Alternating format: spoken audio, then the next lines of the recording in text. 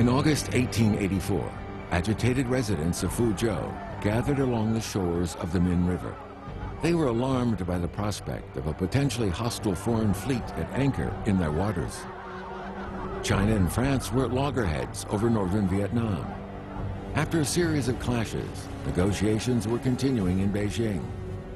The Qing court was keen not to antagonize the French. They believed in turn that the French themselves were keen to avoid an outright war. The local Chinese commanders were perplexed and unsure of how the situation would unfold. In late July, under a situation of strained peace, French Admiral Anatole Courbet had sailed his war fleet up the Min River and past the batteries that guarded the mouth of the river.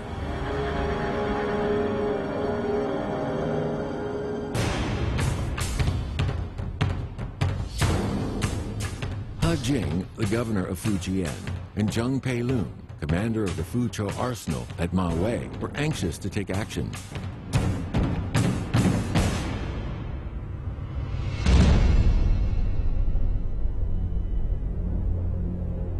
However, their urgent messages to Beijing were met with a terse response from China's effective ruler, the Empress Dowager Cixi.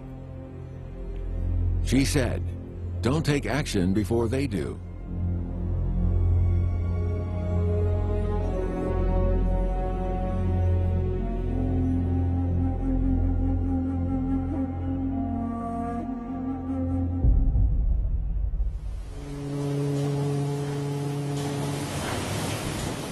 France had industrialized rapidly in the first half of the 19th century. By the 1870s, France, under its government of the Third Republic, was looking to expand its colonial empire. In particular, it was looking to expand its Far Eastern presence in Indonesia. This brought it into conflict with the Qing, who had long seen Vietnam as a vassal state.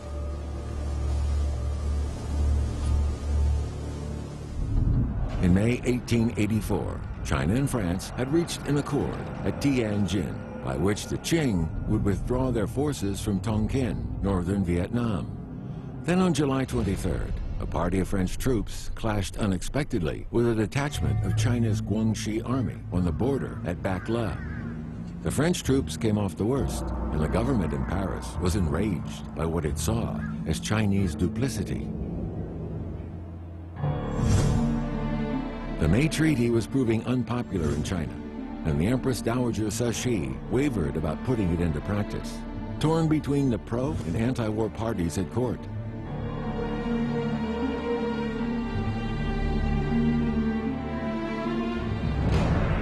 In the meantime, Jules Ferry, the expansionist French Prime Minister, ordered the formation of a powerful Far East squadron.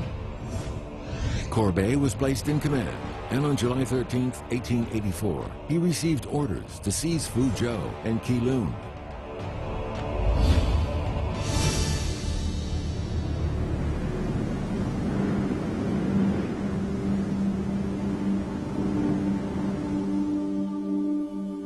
The French squadron consisted of 10 warships and more than 1,700 men.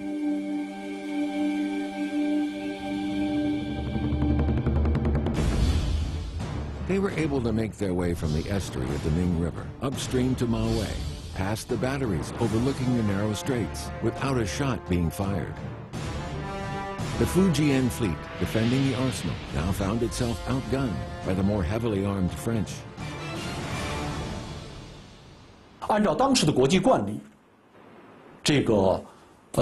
一国军舰在他国港口每次入港，同时入港不能超过2艘，而在港口内驻扎靠泊不能超过2周。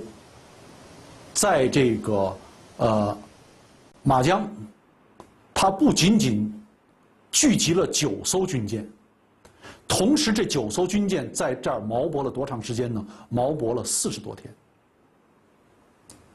中国官员不知道该如何去应对，不知道如何援引国际惯例，就是让他们离开。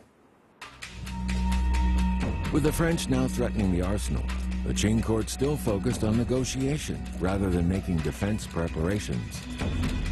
Arsenal Commandant Zheng Peilun Fujian Governor General He Jing and Naval Minister He Rujun found themselves on the horns of a dilemma.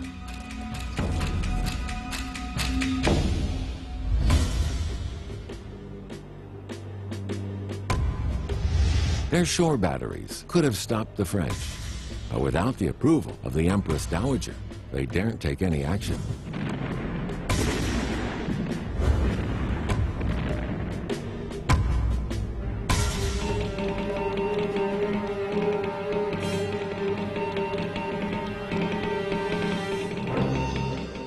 On August 8th, Zheng Peilun once again cabled the military department, requesting assistance from the Northern and Southern navies.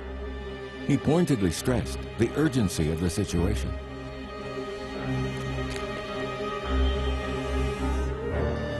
The Jianwei and Fubo, which had been detached from the Fujian fleet to defend Taiwan, were ordered back to Maui. However, the instruction from the Qing court remained: don't open fire. Those who violate this decree will be beheaded, even if they achieve victory. A cable message from Li Hongzheng explained, it's preferable to guarantee peace through negotiation and offering indemnities. Going to war may be easy, but ending it will be difficult. If we choose war, France will lose at first, but win in the end, and will then demand even heavier compensation.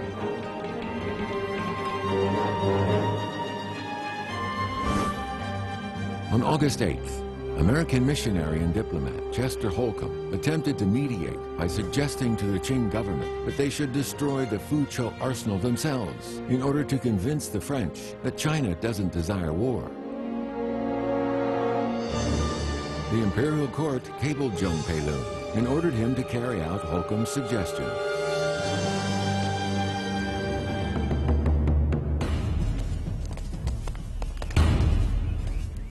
When Wei Han heard the news, he ran to Zheng Peilun's office, seeing on his way dynamite being buried around the arsenal. 17 years of painstaking work was about to be lost as China's first and biggest naval arsenal was set to be destroyed by the very people who helped build it.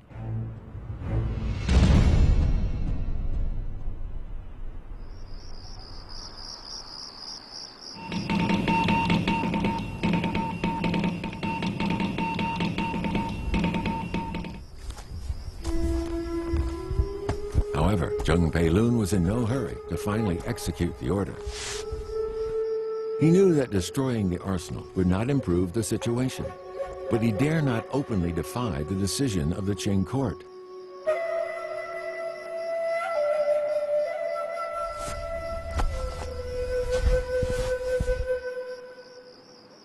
朝廷啊，自始至终没有看见他要侵略的本质，他要给你一仗，我们还没有防备。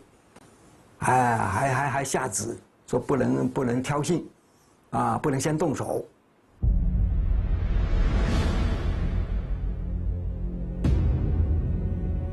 The Qing court was not the only issue. Commander Zheng Peilun was an educated scholar who was familiar with the traditional art of war, but he knew nothing of modern naval warfare.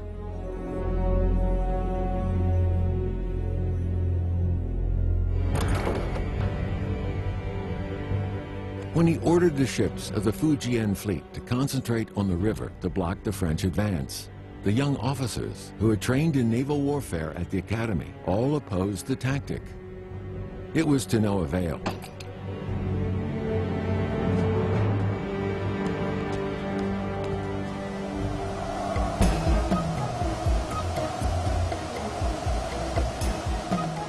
Zheng sought to emulate the legendary 3rd century strategist Zhuge Liang, who is credited with destroying an enemy fleet by using fire ships at the famous Battle of Red Cliffs.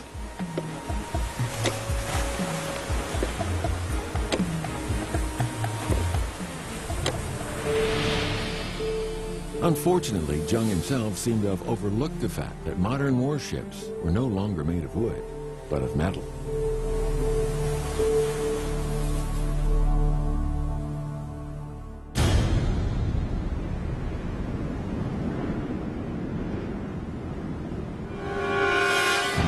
The new generation officers knew they could do little to avoid disaster. On the morning of August 23rd, Zheng Peilun was told that overnight the French had replaced their metal anchor chains with rope, an ominous move indicating plans for a stealthy departure. Zheng sent Wei Han to Foochow Customs across the river from the arsenal to investigate.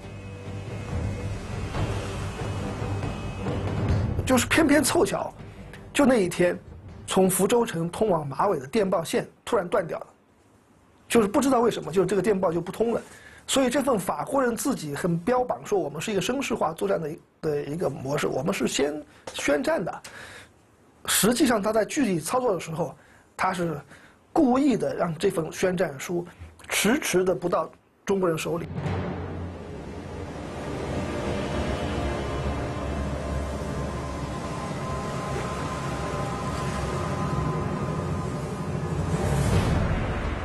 At 1:55 p.m., with Wei Han on his way to the customs house, Admiral Courbet put his plan into action.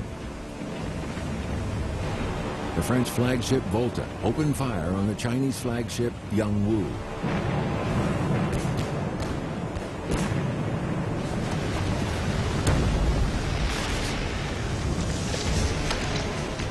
At the same time, the two French torpedo boats attacked Yangwu. She was damaged and driven ashore.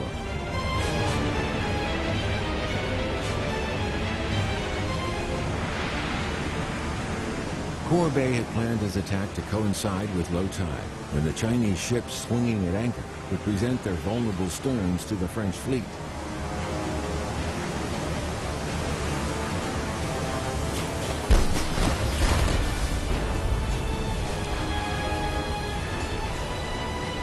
The Chinese fleet was caught unprepared and could do little to resist. Admiral Courbet directed the battle from the bridge of the Volta, as if organizing target practice.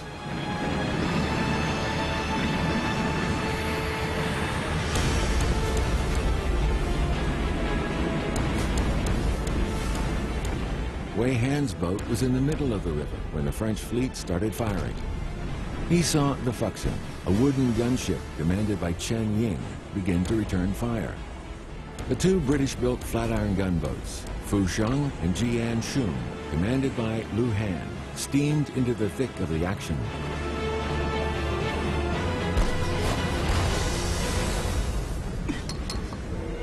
Lu Han was wounded by an explosion, but refused to leave his post, and finally sank with his ship.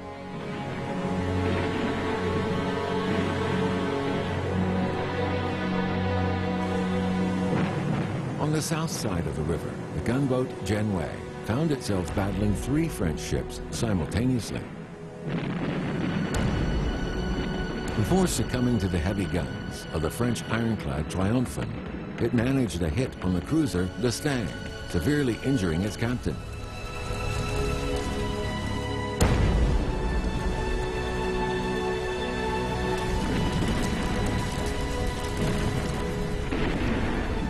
The battle lasted under an hour, but the result was devastating.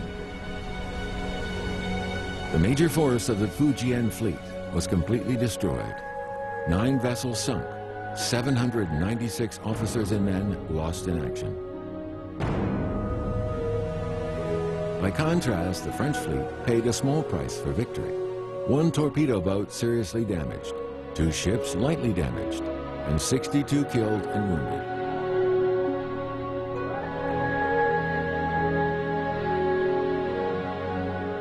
It was rare for any fleet to destroy another in such a rapid and devastating fashion. Historians have pondered the reasons ever since.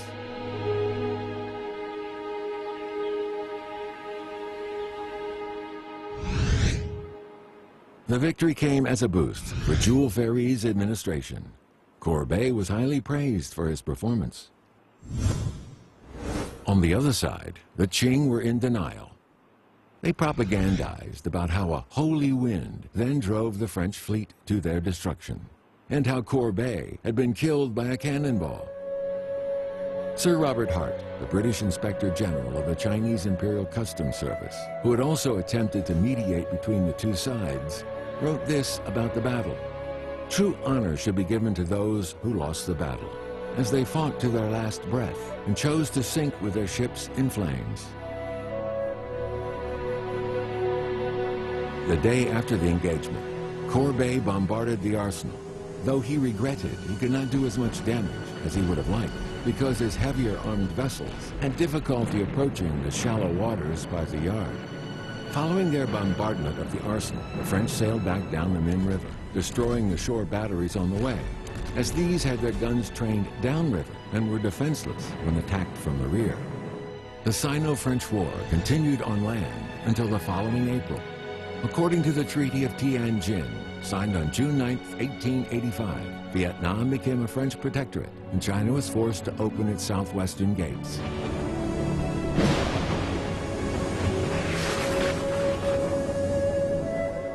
General Zhou Tung, the man who had pushed for the foundation of the arsenal and academy in the 1860s, was brought back to Foochow after Zheng Pei-lun had been dismissed for his defeat.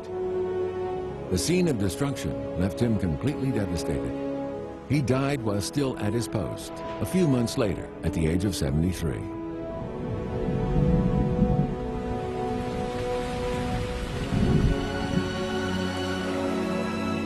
According to legend, the night that Zhou Tung died, a section of Foochow's southeast city wall collapsed. People saw it as a sign of the inevitable fall of the Qing. 中法战争结束之后，清廷马上就开始了他再次的对海防的这种讨论，史称就是第二次海防议。这次讨论呢，和第一次一样，是清廷呢集合了这个朝廷重臣和封疆大吏，共同讨论国防大事的这样一个群臣奏议形式的这样一个讨论。与第一次不一样，这个第二次国防议的它的这个讨论的重心不再讨论该不该海防，而是讨论如何海防。In October 1885, two new ironclad battleships China purchased from Germany arrived at Tianjin to become part of the Northern Navy. The two ships could make nearly 15 knots and had 14-inch steel armor, 4 Krupp 12-inch guns, 2 5.9-inch guns, and 3 14-inch torpedo tubes. They had been due to be delivered in 1884, but this had been delayed at the behest of the French.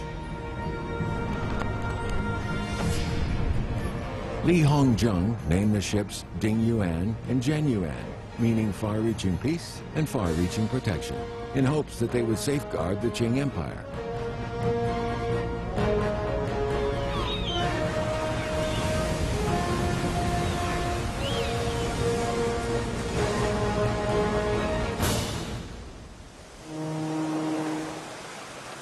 Since the invention of ironclad warships in the mid-19th century, the Western nations had entered a naval arms race.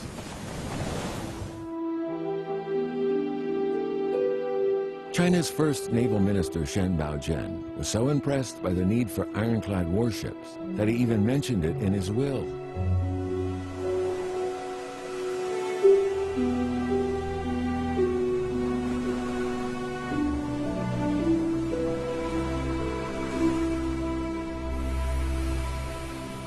Now that Ding Yuan and Zhen Yuan had joined the Northern Navy, Li Hongzheng might have felt he had fulfilled his old friend's wish.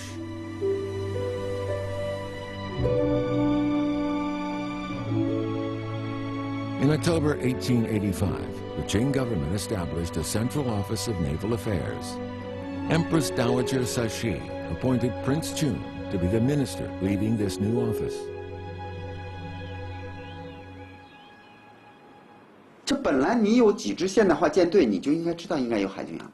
他非要一个舰队都被打沉了之后，他再同意建，就是福建水师被打沉之后，他再同意我要建海军洋门。这个事情反映出清政府他的所有的变革都是非常被动。岳慈禧啊，或者是清王朝，他觉得军队的军权要抓在自己的皇亲国戚手里，他才信得过，所以慈禧就任命了他最信任的一个亲王，叫做醇亲王奕轩，担任了海军衙门大臣。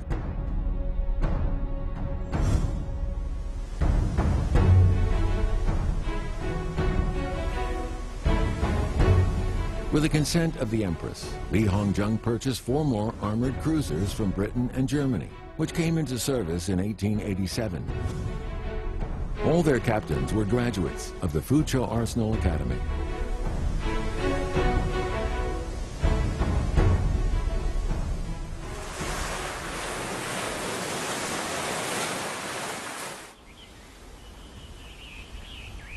In May 1886, Prince Jun and Li Hongzhang inspected the Northern Navy. They traveled from Dagu near Tianjin to Lushun via Weihai and Yantai. The fleet conducted exercise drills along the way. When anchored off the small island of Yantai, they witnessed a beautiful mirage.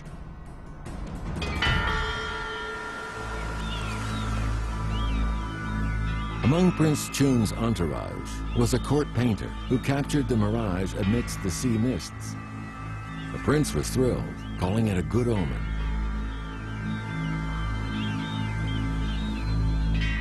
Li Hongzhang saw things differently. The last thing he wanted was that his navy be part of an illusion.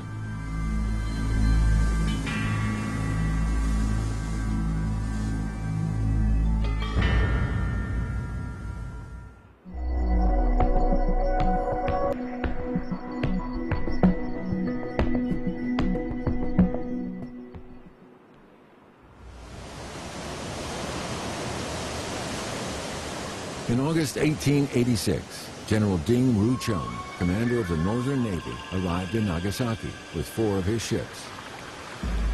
Their ostensible purpose was to put in for repairs. It's more likely that Li Hongzhang intended to overawe the Japanese with the power of his fleet.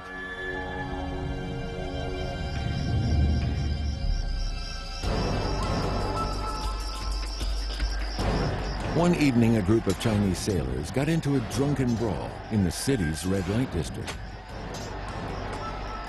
When the local police intervened, the result was 5 deaths on the Chinese side and 2 on the Japanese.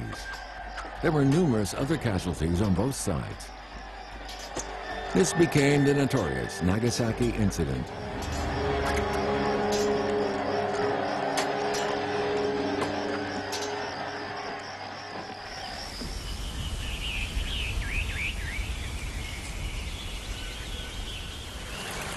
Compensation was negotiated between the parties.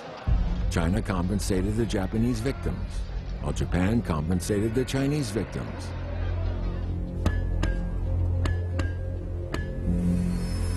Although the settlement seemed fair, the lack of any formal apology caused anti-Qing sentiment to rise in Japan. And there was another unintended consequence.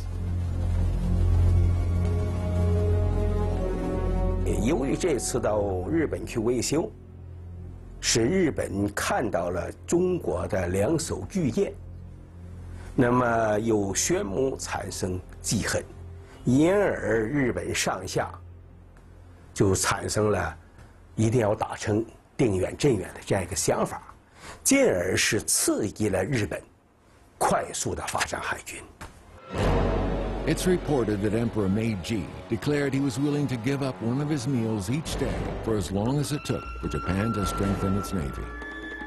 On top of government bonds of 17 million Japanese yen, Emperor Meiji donated 10% of his household budget, 300,000 Japanese yen, to coastal defense. Japanese Prime Minister Ito Hirobumi, with other noted public figures, toured the country to raise funds. In 6 months, he had raised nearly 2 million Japanese yen. In 1891, Japan ordered a protected cruiser from the Armstrong-Whitworth shipyards in England. It was called Yoshino. The Yoshino was faster than anything in the Chinese fleet and armed with rapid-fire guns. 从日本来讲，它是制定了一个对外扩张的一个战略，它也是渴望通过控制朝鲜来踏上那个东亚大陆，它是做了许多这样的安排。所以日本的海军呢，它当时呢是逐渐的发展起来，它同时通过自己制造和不断的进口，逐渐在缩小同北洋海军的差距，使得日本海军呢，尤其到了战前，它的巡洋舰的航速、装备的火炮的先进性都超过了中国军队的那种状况。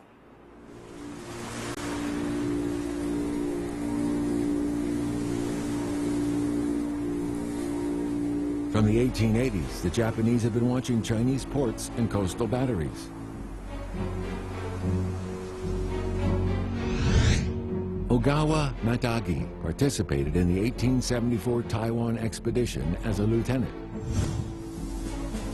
In 1880, Matagi was sent to Beijing as a military attaché. He developed a reputation as a military strategist, and in 1887 published his meticulously researched general plans for an expedition against the Qing.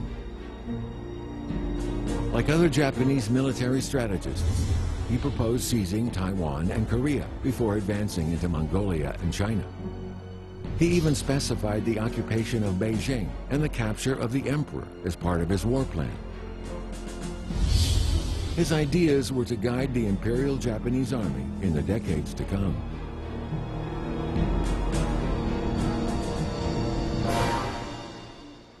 在这个方案里说了，要趁着清政府的洋务运动还没有取得最大成果的时候，要先断其四肢，使其不能动弹，要把辽东半岛、这个山东半岛、浙江的舟山群岛、台湾海峡。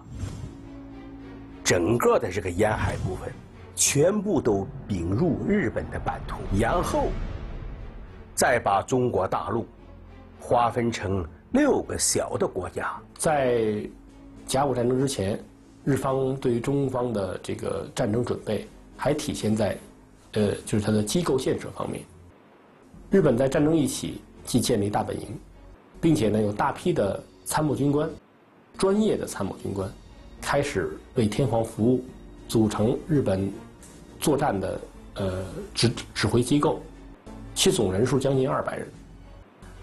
与此同时，李鸿章的幕府只有5个人，来共同完成日方约200名专业军官需要完成的工作，这就使得中国方面的指挥机构处于一种非常艰难而且缺乏效率的状态。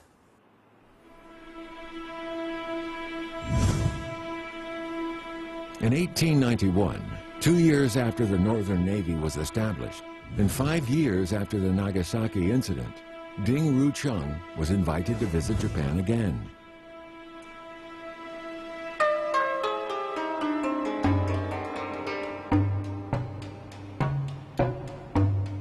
The Japanese received him and his fleet of 6 cruisers with great ceremony.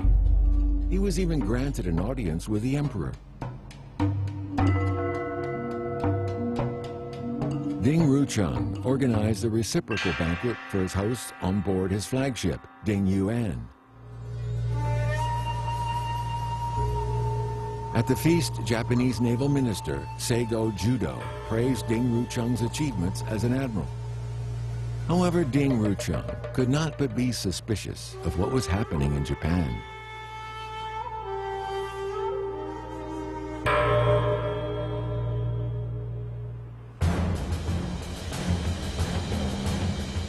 Within the 5 years of his last visit, the Japanese Navy had grown 4-fold and now included 12 ironclads, over 2,000 tons.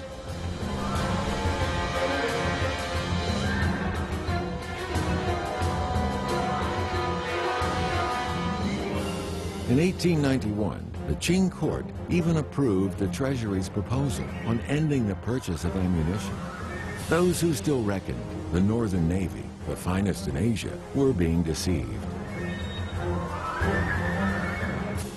所以，日本的海军呢，在经过这样一些得力措施的这个强制之后，日本的海军发展速度很快，由原来的1万多吨，大概是18000吨吧，发展到甲午战争时期7万多吨，而北洋海军呢，北洋海军1888年成军的时候是4万吨。那么到了甲午战争爆发的时候，仍然还是4万吨。当时有一个非常讽刺的对比，就是1891年这一年呢，发生了一个事情，是光绪皇帝举办大婚。光绪皇帝这场婚礼花掉的钱呢，相当于购买3艘定远号的钱。就是皇帝为了一场婚礼可以花掉这么多钱，但是海军方面，他们是不舍得再去花钱了，认为这是一个已经不需要再投入的事情了。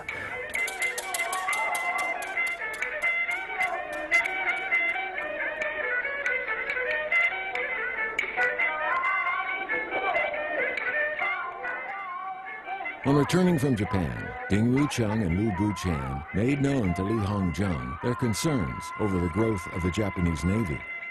They pointed out in their report, the warships we purchased previously are becoming outdated, and the rate of fire of their guns is slow. In the event of any incident, the effectiveness of our response cannot be relied upon.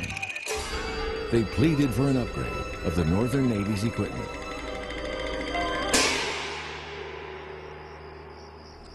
Li Hongzheng didn't respond to their request. It was not that he was neglectful of the Japanese threat, but he no longer held the same influence with Empress Dowager Cixi.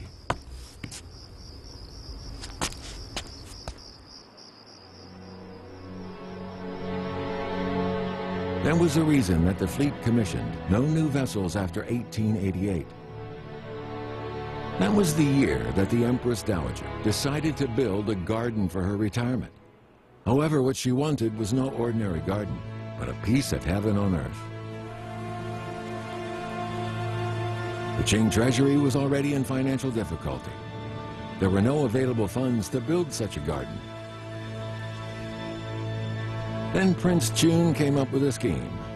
By nominally creating a naval academy on the site of the huge artificial lake in Cixi's dream garden, he could divert monies intended for the Navy into the project. 老佛爷啊，慈禧太后啊，这个人呐，重视自己，啊，所以啊，他为什么对60大寿那么用心呢？啊，1874年他40岁生日的时候，让日本出兵台湾，把他剿了，心情不好。到了1884年50大寿的时候，又被中法战争剿了，他的心情仍然不好。所以到了1894年甲午战争还没有爆发的时候，他早就发了誓了，60大寿一定要好好庆祝一下。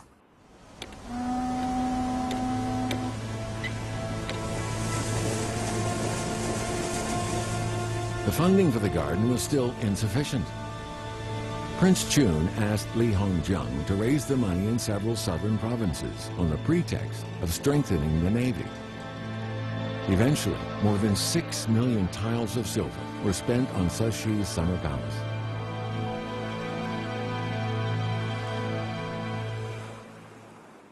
所以颐和园它的立项是清政府的海军军官学校。实际上去过颐和园的人都知道，它完全是那个皇家园林，是慈禧后来就在那里住的。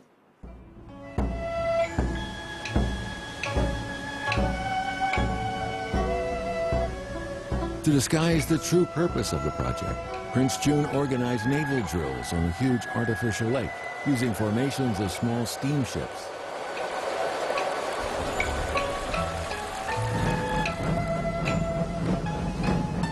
So she was pleased by what she saw. It allowed her to reassure herself that she was concerned about the development of the Navy and not simply indulging her own pleasures.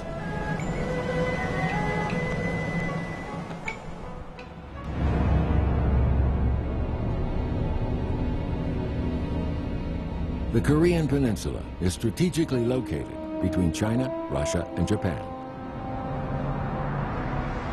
Historically, the Korean kingdom had been a tributary state of China. However, with the Meiji reforms in the mid-19th century, Japan began to involve itself in Korea's domestic affairs.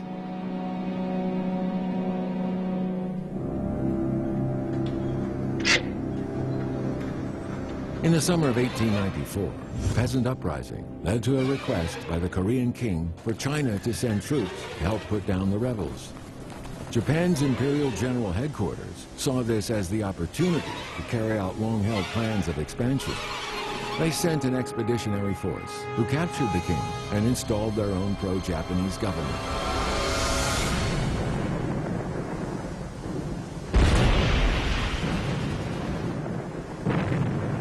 On July 25, 1894, fighting broke out on land and sea.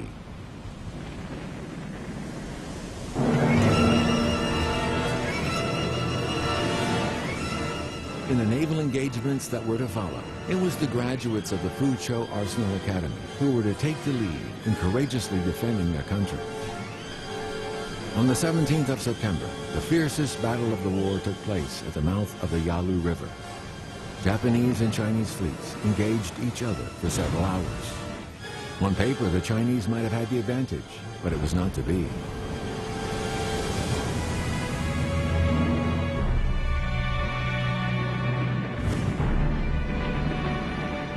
Huang Jianxun, captain of the light steel cruiser Chaoyang, was the first to see a ship set ablaze.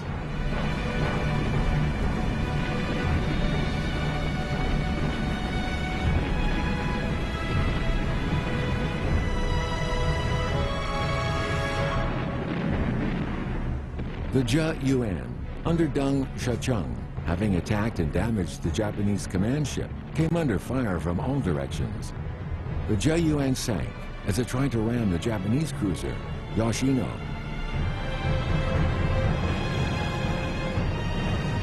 Lin Yongsheng, captain of the German-built Jing Yuan, likewise found his ship under a hail of rapid enemy fire.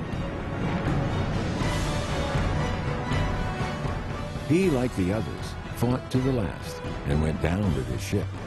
They had been sacrificed in vain for a corrupt empire.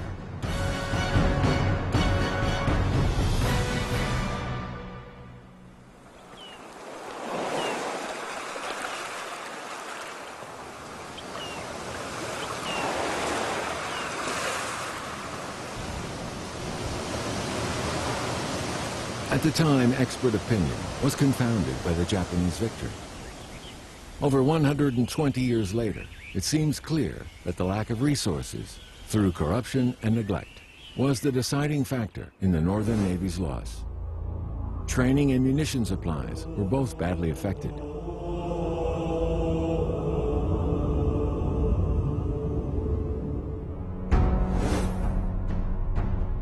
Though the Northern Navy had come off second best at the Yalu River, the toll on the Japanese was not negligible.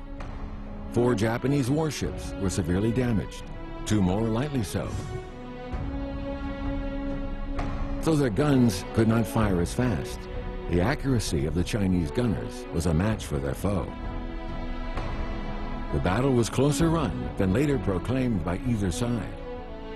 Rumors of the Chinese crews only wanting to use their guns for drying clothes were basically poppycock.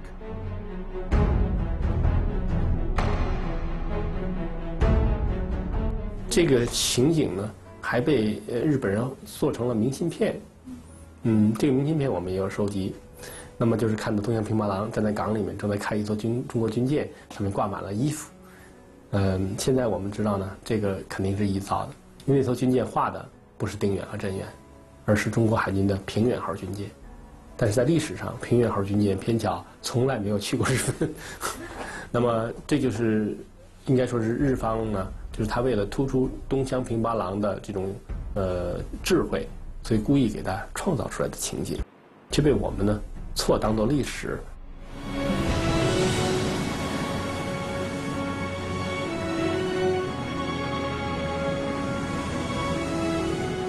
The reverse at Yalu River was followed by a failure of nerve and a failure of command amongst the upper echelons of the Qing regime.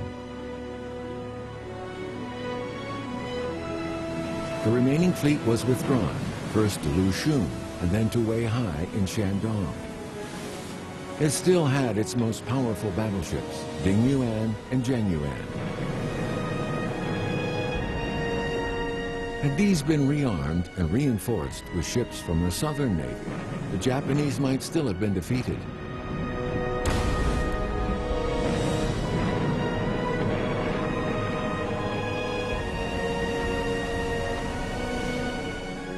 But the Japanese possession of their new Armstrong guns, firing 6 or 7 rounds a minute, seems to have been decisive. Perhaps there was nothing left with which to re-equip the remaining northern ships.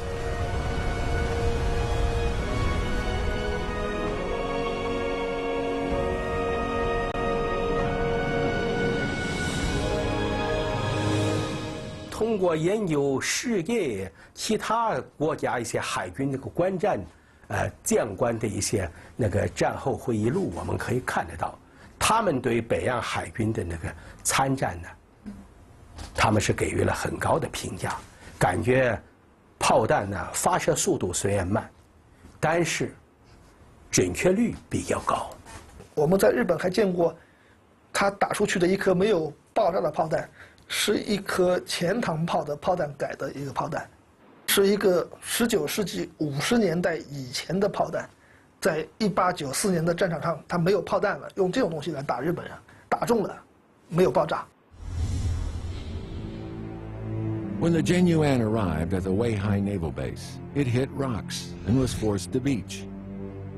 Its captain, Lin Taizeng, was so mortified that he committed suicide by taking a lethal dose of opium.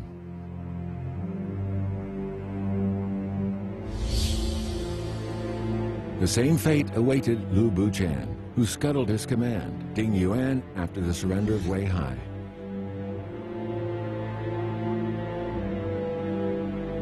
The Ding Yuan had found itself trapped in the harbor by the combined Japanese land and sea assault on the Weihai base. Lu Buchan, right-wing commander of the Northern Navy, had perhaps been the most brilliant star of its officer corps. 在北洋水师之中，这些闽系军官，尽管他们出身很多人是秀才出身，但是在作战之中，并不亚于一个就是老行武的军人，都能够履行海军军官的职务。比如说，在大东沟海战之中，有4条军舰壮烈战沉，其中3条军舰的舰长都是闽人，而这4条军舰的舰长没有一个生还的。On Lugong Island, Weihai, Shandong Province, there was a monument for the Northern naval officers and soldiers.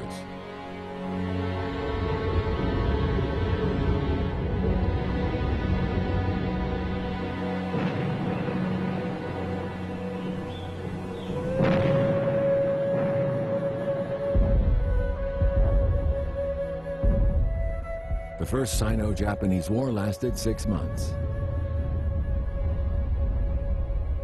At the end, Sa Jianbing, another graduate of the Foochow Academy, found himself in command of a shore battery. His men fought for 11 days until, out of ammunition, they were finally overrun.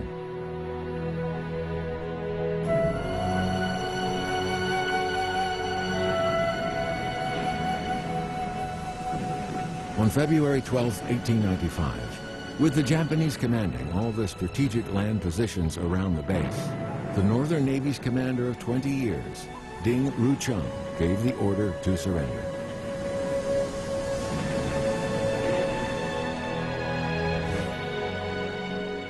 He then committed suicide by taking opium. The Northern Navy, once the finest fleet in Asia, had passed into history.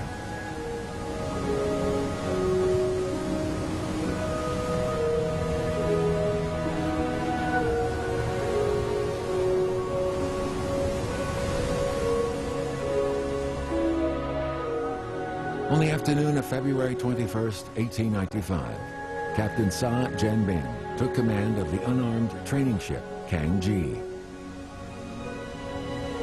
He sailed her from Weihai to Yantai, carrying the bodies of Ding Rucheng and Lu Buchan, along with the survivors of the siege.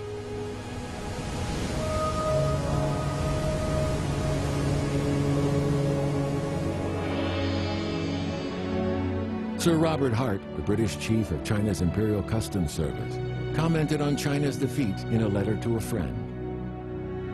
He said that China was like a sleeping giant who gave people the impression that were she to wake up, she'd do something great. Yet all she did was wake up, sip some tea, smoke some opium, and fall back to sleep again.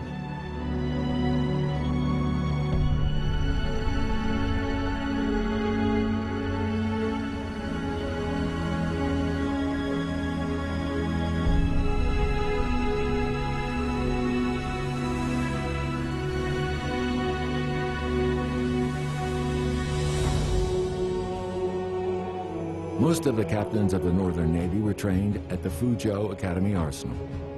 This has led some to describe the First Sino-Japanese War as a college pitted against a country.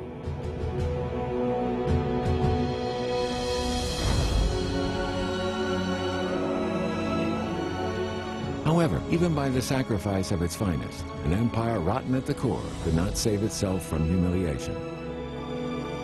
For Li Hongzhang, it was the end he had so long feared. Japan's ambitions would increasingly dominate the next 50 years of China's future.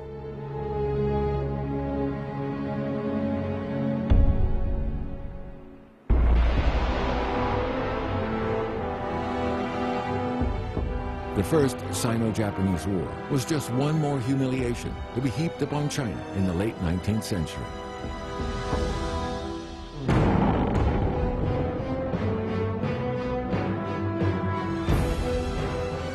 The survivors had no choice but to swallow their bitterness and find a new way to continue the struggle.